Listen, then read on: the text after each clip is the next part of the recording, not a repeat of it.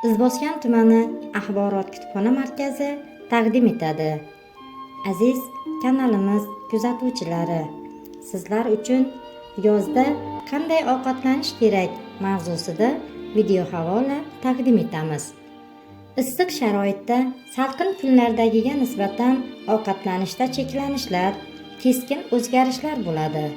Agar bu paytda yog'li ovqatlar yoki o'tkir ichimliklar ko'p iste'mol qilinsa, hazm a'zolariga katta yuklama tushadi. Natijada kishini kun bo'yi lohaslik va lanjlik bezovta qiladi. Xo'sh, qanday ovqatlansak issiq kunlarda kasalliklar va noxushliklardan xoli bo'lamiz?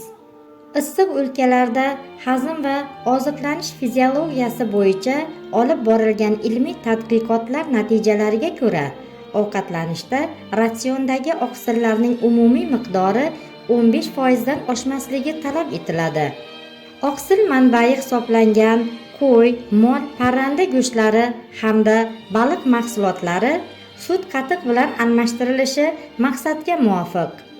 Sut, qatiq, suzma va boshqa shunga o'xshagan mahsulotlarda ham organizmga kerak bo'ladigan oqsillar mavjud. Ular organizmni kerakli moddalar bilan talab darajasida ta'minlab turishi mumkin. Mavsumda sergo'sht, qovurilgan, yog'li va dudlangan taomlarni iste'mol qilishdan biroz cheklanmasa, tanada kislota ko'payadi. Ularning o'rniga turli-tuman meva, poliz mahsulotlari iste'mol qilinishni ko'paytirish foydaliroqdir.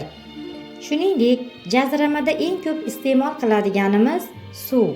Chanqaganda sovuq suv ichish o'rniga asosiy e'tiborni ko'k choy va har xil damlamalarga qaratishimiz kerak. Chunki ular organizmdagi chanqoqni uzoqroq qondirib turish xususiyatiga ega. Bundan tashqari, jismoniy faollik organizmning kasalliklarga qarshi kurashuvchanligini oshiradi. Yurak va nafas olish tizimini mustahkamlab, ichak va buyrak faoliyatini yaxshilaydi. Suyak va bo'g'imlarning to'g'ri shakllanishi hamda mustahkamlanishiga yordam beradi. Tana vaznini me'yorda ushlab, fikrlash va bilim olish qobiliyatini kuchaytiradi. Aytilgan tavsiyalarimiz asosida yozni chiroyli va maroqli o'tkazing.